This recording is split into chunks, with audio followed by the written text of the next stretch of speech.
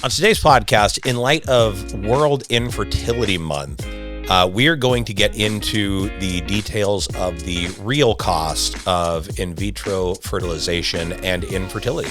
Let's get into it.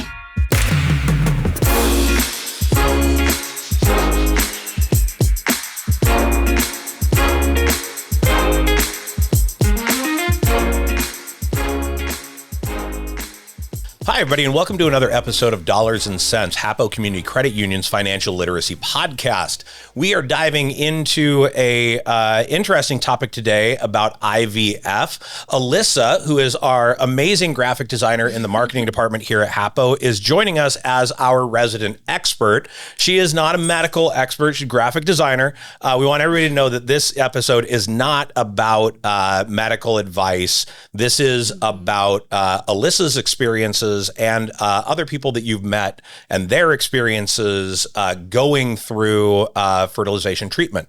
Alissa, welcome to the podcast. Thank you. So you have been a mom for how long now?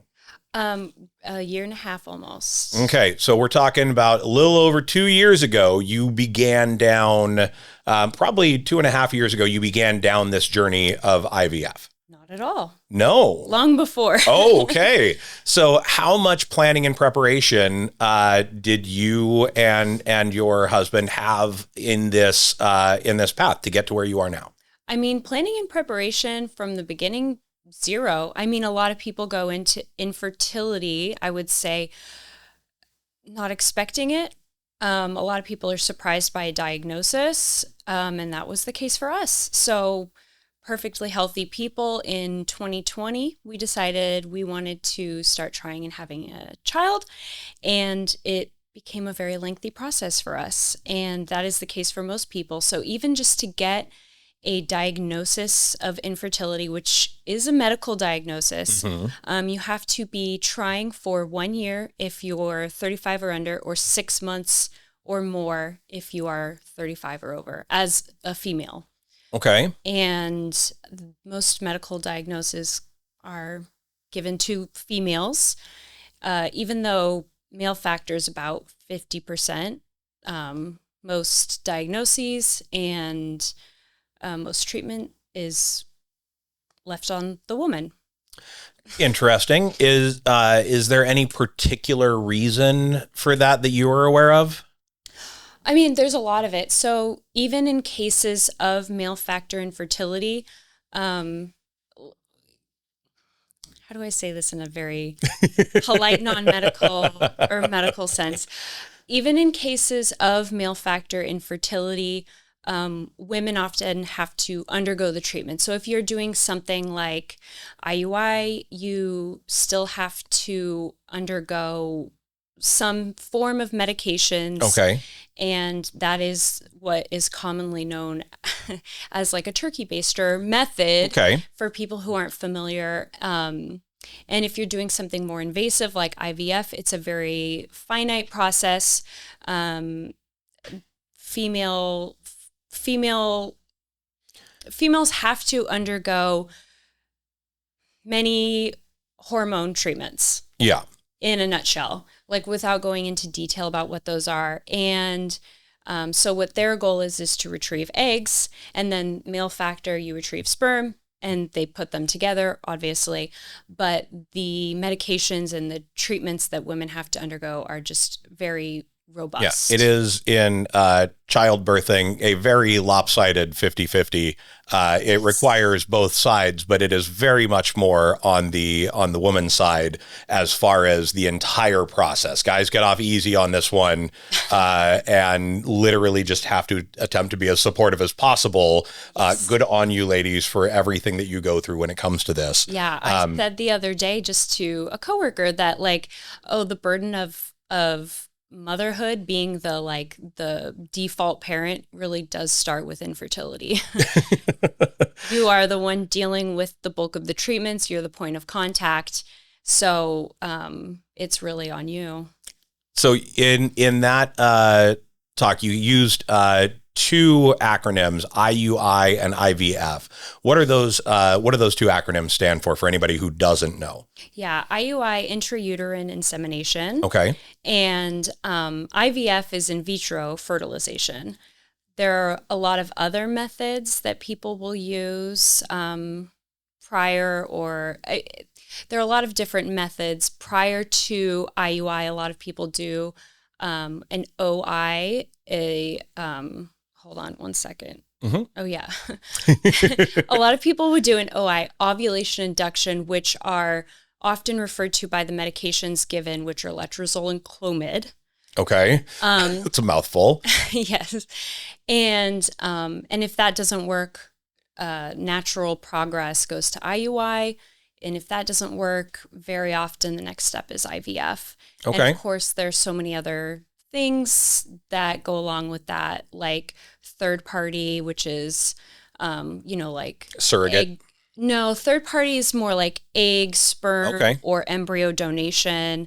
There is surrogacy adoption, obviously, which is usually done through a separate process. A lot of surrogacy is still done, like part of that portion is still done through clinics. If you're using your own embryos, you still have to go through the whole process. So a lot of people are not just doing one method of treatment. They're going through progressively and sometimes doing things multiple times in hopes that it will work until maybe it works or they progress on to the next. Where did you guys start in your journey? And you mentioned having to go through multiple rounds of things. I'm assuming that you went through multiple steps on your own journey.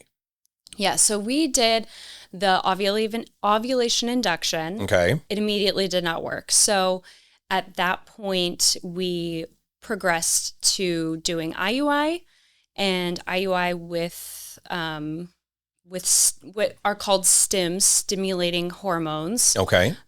They are follicle stimulating hormones. So they are basically helping your body along hormonally. We did that multiple times. Again, no progress. So at that point, we hadn't even had the chance to try yet. Like no tests, we weren't able to ever get to that point. And so the doctor said, like the definition of what is it? The definition of not crazy. What is it? The definition of insanity yep. is trying the same thing over and expecting different results. So we kind of took that and we were like, well, we've tried this how many times now? Progressively, even like higher doses of medications didn't work. And so we decided after, a lot of discussion to move forward with IVF. I was going to ask if there was any level of discouragement with trying over and over and seeing no result.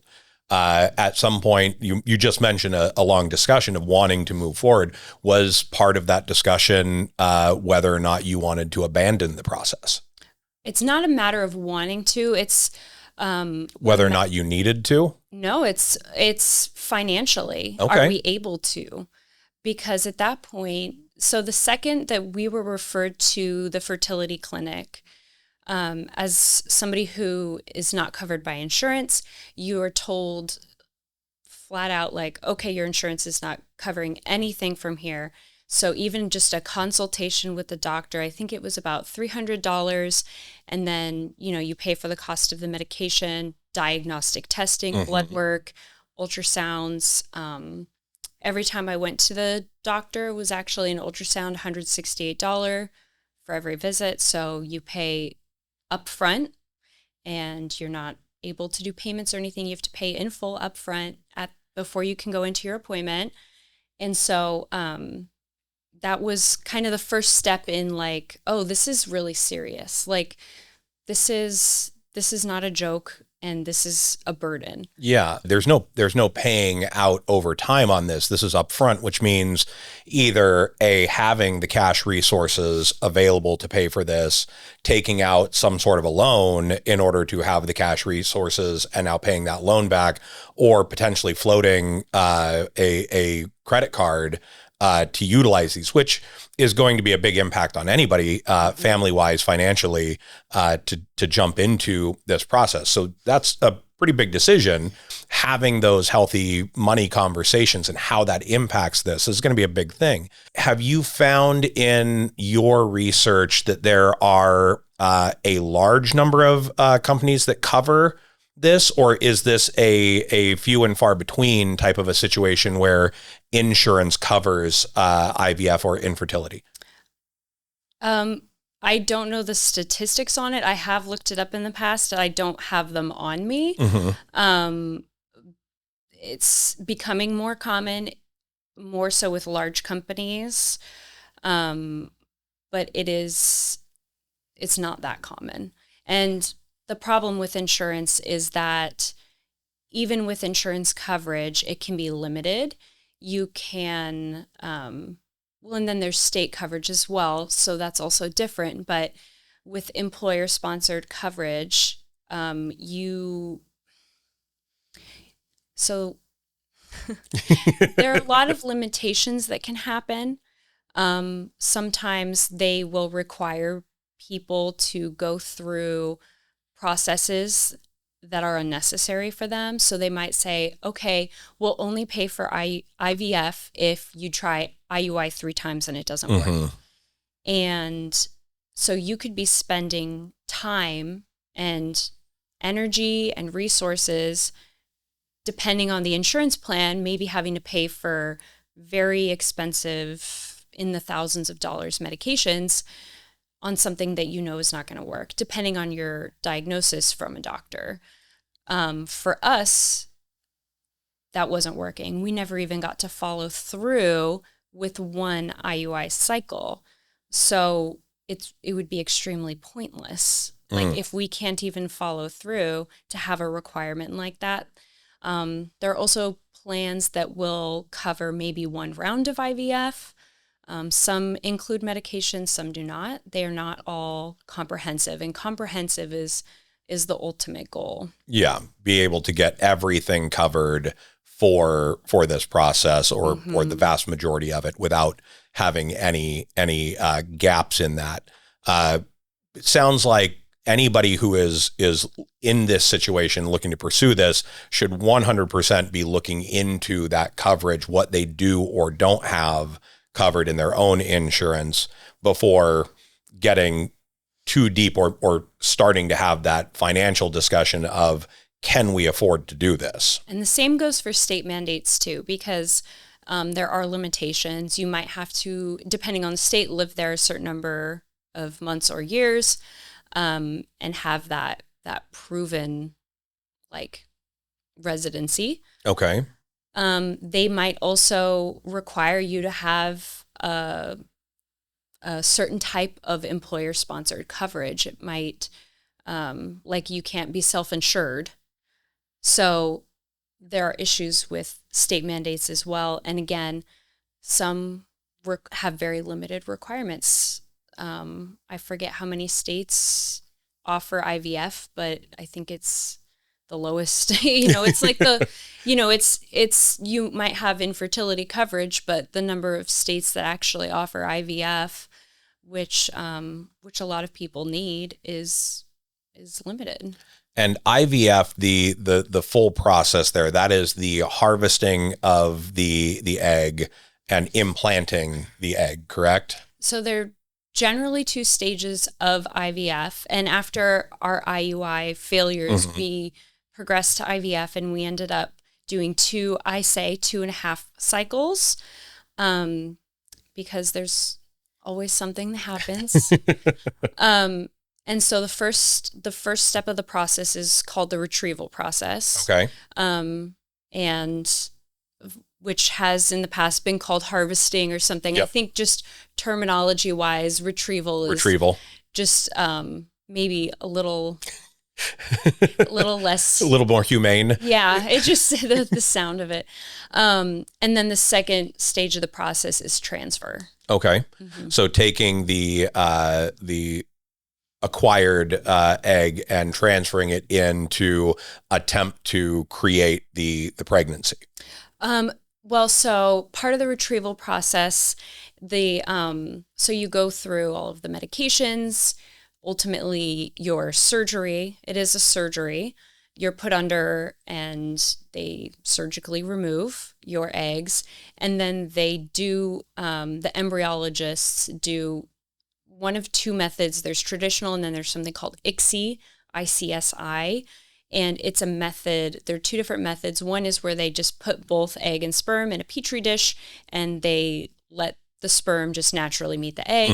ICSI is where they are selective and they choose individual sperm and they inject them into the egg. And so, which is actually becoming commonplace and some clinics require. And so from there, you have your embryo development. So all of that happens in the retrieval process. So when you go to transfers, you're using your fully developed embryos. Okay. So at that point, you have a jump start on the process to go into the pregnancy from there. But you also said something there that kind of jumped out to me, that it is surgery for all of these things. So this is not just going to be a financial burden, because obviously that's there, but this is beyond just a physical burden as well. You're going through a lot of medical procedures for this, including anesthesia and whatnot. Yes, and a lot of people actually go through procedures even prior, like just to get a diagnosis of, let's say, endometriosis. It requires surgery. It requires laparoscopic surgery, which if you're uninsured is around $5,000. And that's just for a diagnosis. But there are other things that, like people with Asherman's, which is like a recurrent scarring issue that can be impacting infertility. People will have to get surgeries to try and remove or break up scarring. Same with fibroids or other types of cysts. Like there's just, it's so much. And for male factor too, like you could have tubal blockages and require surgery. That is a large number of potential impacts. And I believe that, this is much more than I've ever known or thought about these things, where I was like, infertility, okay, they're just not swimming. And obviously there's way more going into this than I've ever researched. Did you ever feel like you were juggling or gambling with your financial stability versus this desire to have a family? Constantly. We're weighing our options. We're seeing, okay, like, should we just try this safe bet again because it's only $8,000 potentially instead of maybe 20, and it could work. Like you never know. Yeah. And so we were constantly juggling, like, do we do this because there's a chance? And I think the issue with infertility too is that your doctors are constantly learning with you. So even though I got multiple diagnoses when I went into the fertility clinic the first time, they don't exactly know what's going to work for you. There's no cut and dry treatment. And so when I went in, they're like, okay, well, this might work, and it doesn't work. And then they're like, okay, this might work. And then they're like, let's just adjust a little bit. And let's give you more hormones this time. And so they're learning as you go, even through IVF. And this is a big issue, and why so many people have to go through multiple rounds is that they're experimenting. So I said I had 2.5 retrievals. The first one failed. I woke up from surgery and they said, I'm sorry, you take a trigger shot exactly 36 hours prior to your surgery. Okay. And so, like, to the minute. And so they said, your trigger shot didn't work. None of your eggs are mature. We had to discard them of the ones they retrieved, which they also said was the majority of my eggs.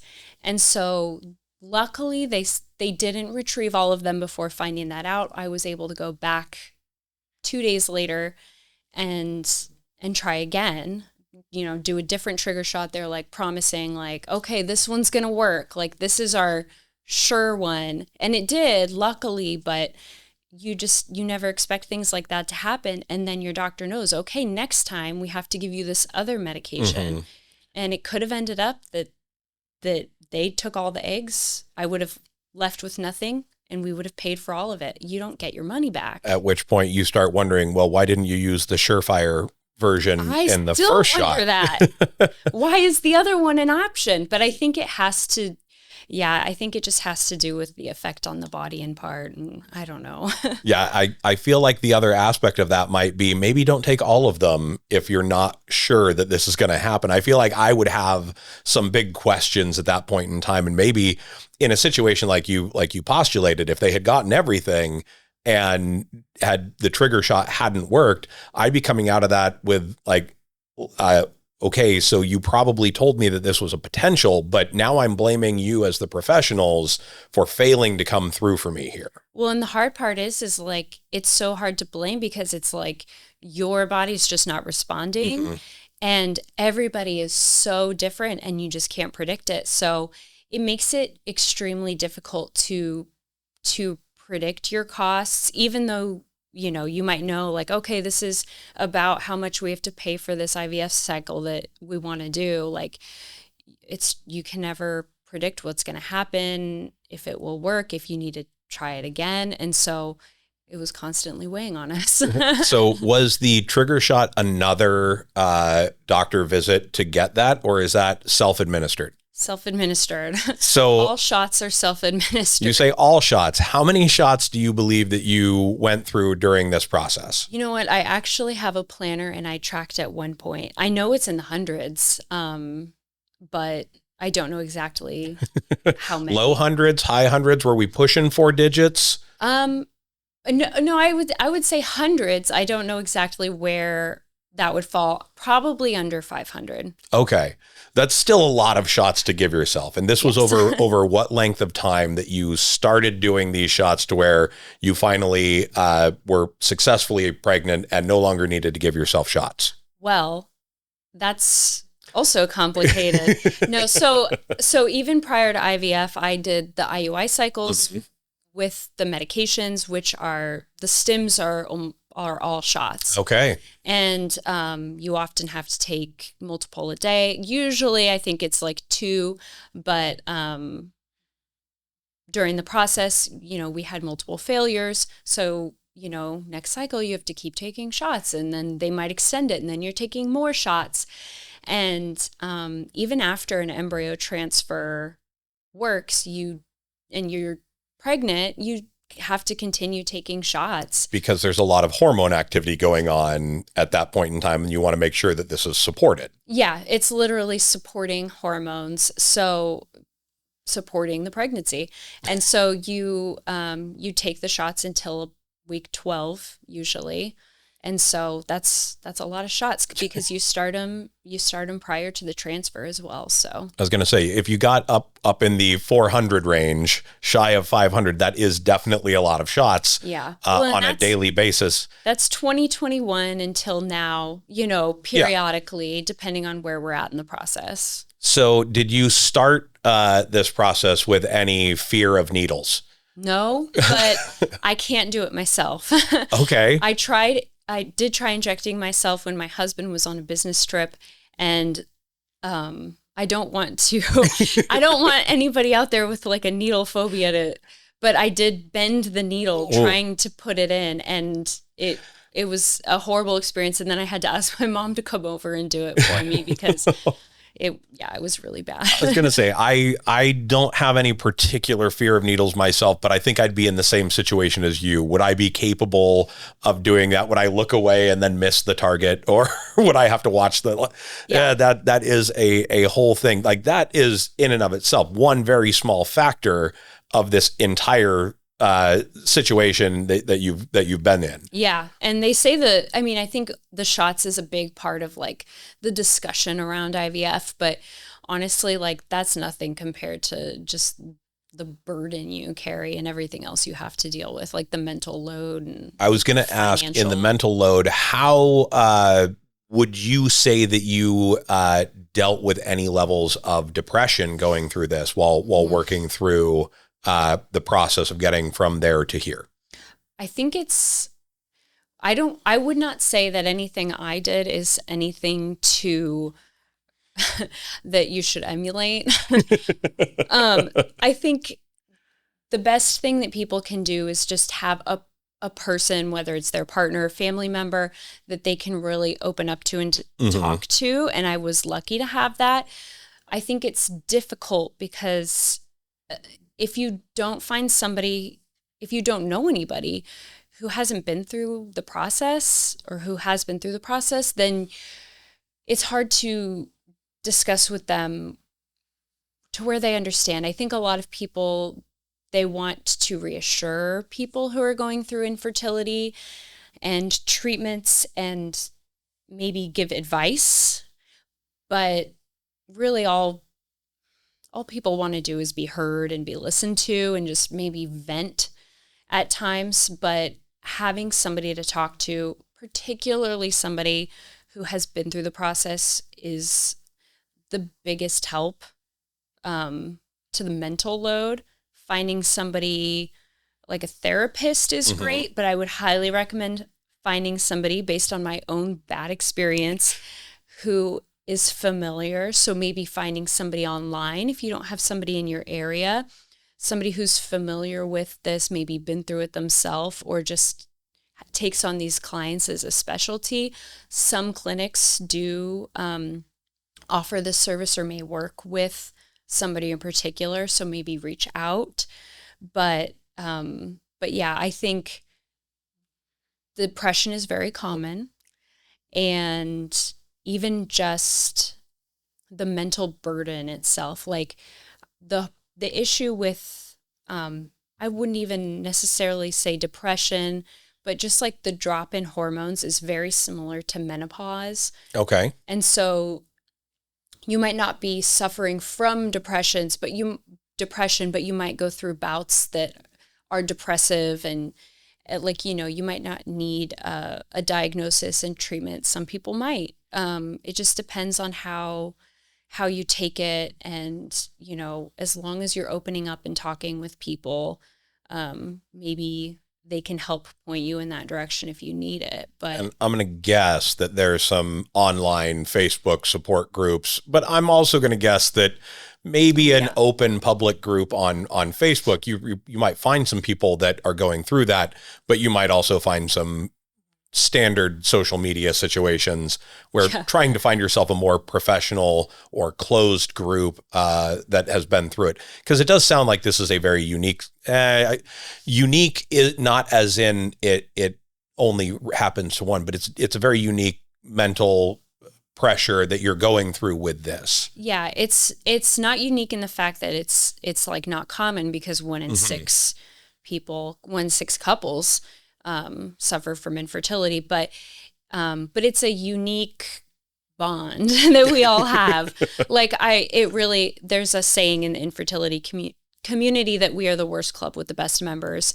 And it really feels like that. Like, it's just hard to connect with people who don't understand what you've been through. And, but I personally think turning to Instagram was the first thing I did. I kind of had a separate account where I started sharing infertility related things, and I started following people, in people who are going through it, or maybe who just are providing support to others.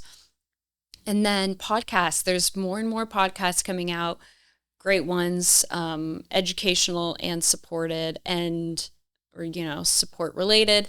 And there's also an organization called Resolve. And I believe it's Resolve. Let me check really quick, because I do have my notes. Yeah, Resolve, which is the National Infertility Association. They have support groups that you can sign up for, and I think some are location based. Okay. And you can do. There's like two different categories for support groups as well. So that's probably a great resource. They're a huge organization, and so they have a big reach. Well, so you'd mentioned earlier that for your journey through this, it was pay upfront for each of these items. And even at say $169 for this procedure, $300 for this one, that feels like in the medical world, nickel and diming. And then like the $5,000 for this thing, $8,000 for that. What is the real cost when you're looking at this? How much does it end up, either A, for you personally or for the average person out there? What does it cost? Yeah, the cost of IVF is really buzzy, but I think a lot of people forget that most couples are going through processes prior to that. So for us, I mean, we paid in the tens of thousands of dollars prior to IVF, even just to get to that point. And that was just, diagnostic testing, appointments. Mm-hmm. And I just want to point out that like for every cycle, like yeah, your doctor's appointment, if it's a flat rate of, for me, $168, I might be going 12 times in a cycle or so. Like it adds up very quickly, plus the cost of medications. But for IVF, that's the real buzzy topic, I feel like, is the cost of IVF. And when you Google it, actually, I don't know what the result is, but when you Google it, it's probably like, oh, IVF is $15,000 or something like that, like on average. Whatever that number is that's your base cost. So that is what your clinic is going to charge you for. Like, okay, this is what the base cost of one round of IVF is, but there's so many factors that are not included in that. So for instance, all of that diagnostic testing, if you haven't already done it, and then let's just go through, I guess, a bit of the process. So for me, I live out of the area. Like the closest clinic to me is hours away. So I was able to at least do my monitoring appointments at a local clinic. They have to have certain equipment and abilities, but I was able to do mine here.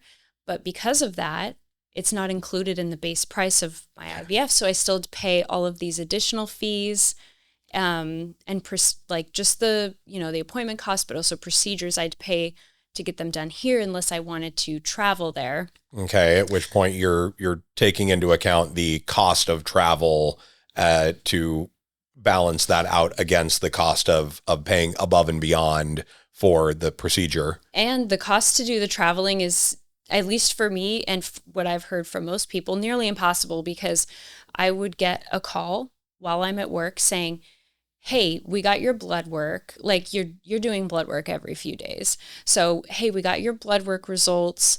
Can you just go hop over to the clinic and get an ultrasound in the next few hours or tomorrow morning? So you don't have the ability to just go up. I was going to say, if the facility where you would be at is a few hours away, then the answer to that is, can you drop everything right now? And do they even have availability for you? Like there's so many factors. Yeah. So that's not even an option a lot of times. So, I feel lucky to have the clinic we have here. People who live in even more remote areas would have to travel here to get that testing and monitoring. So it's extremely difficult. So that may include taking time off work, taking potentially unpaid time if you like me, run out of sick time. I was going to say, you've got the banks of sick time, vacation time, personal time, but those only go so far. Exactly. And then once you're going through the process, like surgery, anesthesia, not all clinics cover anesthesia. Obviously your travel costs. And the difficult part is that, so for our retrievals, we went to Seattle. And so we had to be in Seattle. You never know how long you're going to be there for. So we booked a hotel for an amount of time because we kind of figured given 24 hours notice, we can cancel the last however many days. And so we ended up needing to be up there for a week, each retrieval that we had. And so then you're paying for your hotel, your gas. Of course, if you don't get a fancy room with a fridge and a stove and all that, you're paying to eat out. And yep. meals and that entire, everybody that's been on vacation understands that, hey, you're basically taking a mini vacation, but you're not going on vacation at the same time. You're incurring the cost, but not having the fun. Yes. Because I'm guessing that it isn't exactly fun. Not at all. No. And then, it's, I mentioned prior that there's traditional IVF, fertilization, and then there's ICSI. A lot of, like my clinic, require ICSI now. Well, that, I was told like, okay, this is how much ICSI costs. And then I got, I paid the bill when I got it, and then I got another bill. And I was like, huh? Well, I had, they send then everything out to a lab, third party, and then we ended up having to pay pretty much double. Wow. So I think just for that process, it was in the $3,500 range each time. So that's an added cost. And let's see what other, well, obviously I mentioned before medications. Yeah. So some clinics do have packages or deals where medications can be included, but majority do not. So medications are in the thousands. For one cycle of IVF for me, just based on my needs, it was about $5,000, sometimes more, just for one cycle. And how many cycles did you go through for this? If for IVF 2 rounds of the medications, 3 surgeries, and for the IUI and other medicated attempts, I think it was 4.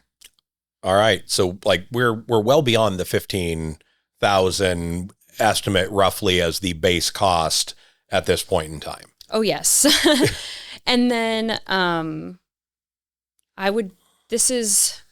This is a little specific to different people, but a lot of people turn to other resources.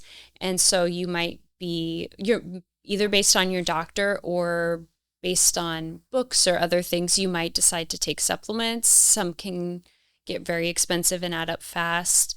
A lot of lifestyle changes. This is very common in the infertility community, but you might decide that you want to swap out everything in your kitchen for glass and stainless steel, and you might want to just start buying organic produce, and some people start doing acupuncture. There are studies that prove that you have higher statistical chances with acupuncture, even though it's not fully understood. Chinese herbs is another thing that a lot of people turn to. So there are a lot of other things that are obviously not included, but that just kind of add up. Now, I am correct in understanding that was your first time through it, and you are in the process of going through this again, correct? Yes. So I would just say that I think it's misunderstood that infertility can be cured.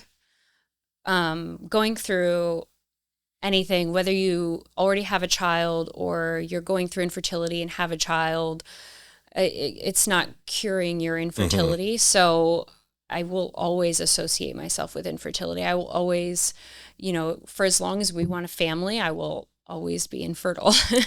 And like that is the way that we approach our family. And so we will always have to seek treatments. And I think just based on my experience, I will always be embedded in this community.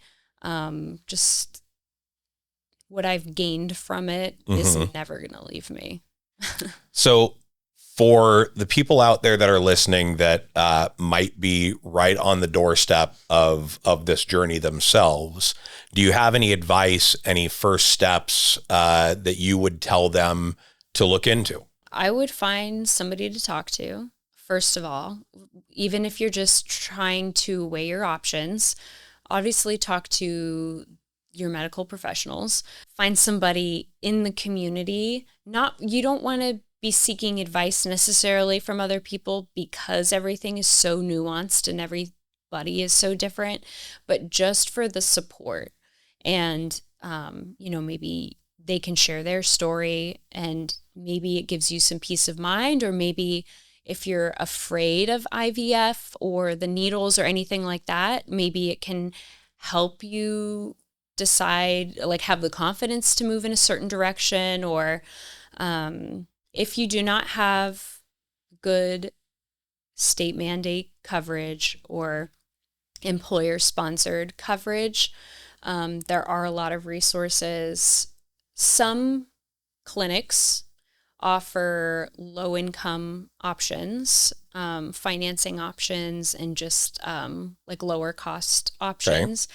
There are low cost clinics, albeit like you have to be willing to go to them. So if you don't live there, like near one of these clinics, some offer, and this is newer, programs where it's almost like an insurance program. Like if it doesn't work, then you get some money back. Okay. Which is interesting. I don't know if those upfront costs are more expensive. There are also private grants programs. A lot of them, majority of them, you have to pay a fee to apply. Some you have to meet low income requirements or specific income requirements. Also, some are specific about the definition of infertility, so it may not be open to same-sex couples or people in specific situations. It gets complicated. A lot to navigate. Some very commonly spoken about cost-saving measures, one of which is, like I mentioned, low-cost clinics and mentioned traveling. Traveling to my clinic just for my procedures is one thing. If you're going to have to go across the country, or if you're going to have to go to another country for IVF, which is something a lot of people consider, you are not just going there like I did for my procedure itself necessarily. You are often going for the entire duration cycle. So it could be a month or longer. You have to be able to take the time off work. You have to do all of your procedures there. And then very often your embryos are there. So if you want to be doing transfers, you then have to be traveling there again to do your embryo transfers.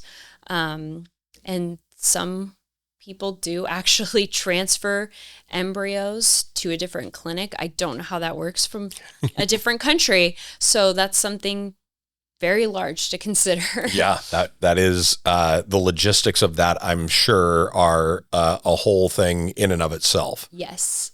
And another thing that is more and more commonly talked about, especially with millennials and Gen Z right now, progressively, is changing jobs. That's and moving states, honestly.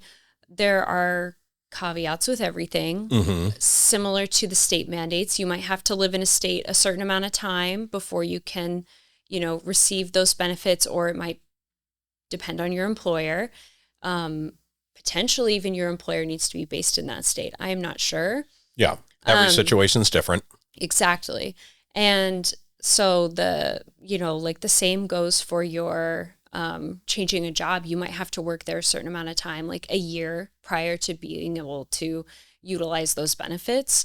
So understanding your situation, like if you feel like you have time and you can wait, if you have that ability, or maybe it's your only option, like maybe changing jobs is for you. There are more and more companies, especially, like I said, large companies adding very comprehensive fertility coverage to their plans. So it's a Reddit trend, actually, that is happening, and it's becoming very. I was going to say, I know that we talked about you having a number of difficult financial discussions about whether you can afford to continue this on. This sounds like it's effectively that same type of a conversation. Can I afford to do this if I change careers? If I move to a different company, does that change the answer to this question? And this is kind of a big balance of, I want to start or grow a family versus I want to follow my career, versus can I do both? Do I need to pick one or the other? And can I support one by changing the other? Mm-hmm. Yeah, these are big life decisions and life questions to have those conversations about. If another employer provides you what you can do to get at life work balance, and in this particular case, life is expanding or creating your family, then that's absolutely something that people could be considering. Yeah, a lot of people are, and unfortunately, for a lot of people, that's the determining factor in whether they can have a family. Like, it's just the reality. I just want to also mention, like, our situation. I didn't go into the specifics, but the only reason we were able to even proceed with IVF is because we got a forward from my mom's will, a donation from my in-laws, a very large donation from a church, and we got loans, and we we also bought a package deal. They have package deals at our clinic, and so that saved us a little bit of money. Who knows how much in the long run. Community support, family network. Yeah. Like, there's a lot that goes into this. I applied for grants. I didn't get any, but I did apply for grants. I limited them. I only applied for free ones. But, we really sought out everything we could and I did consider, do I do a job change or, what do we do? But for me, time was a big issue. And so we didn't want to spend an extra year potentially pushing things off. Yeah. And when time isn't on your side. So it's kind of sad, but I feel lucky to have been able to pull from retirement. And these are not things that we necessarily suggest for people, but when you're really just pigeonholed and you kind of it's amazing what people are willing to do to get through and just get to infertility treatments and to get that family they want. So as we get ready to wrap this up, do you have any final thoughts that you want to put out there for people listening? I mean, goodness. Find your community. We really are the worst club with the best members. Find that support wherever you can get it, and look up your financial options there. We will drop resources. I have resources for just education and financial resources, anything like that. I would love to share, because I had to really dig and research to find what I needed, and not everybody has that time or access. Yeah. And if you can use the resources that somebody else dug up for you, save yourself a little bit of time and put more time into the planning aspect as opposed to the research aspect. Yeah. And don't just research on Reddit. I'll say that. Reddit's a fascinating place to go to grab some information, but not everything is vetted. Yeah. I would say depending on your personality, it can be a resource for many, or it can just really be a bummer. All right, Alissa, thank you so much for joining us, sharing your story for this. Hopefully it inspires, helps some people that are out there listening that are going through this. And if nothing else, provides them the resources so that they can move a little bit faster on their decision-making process.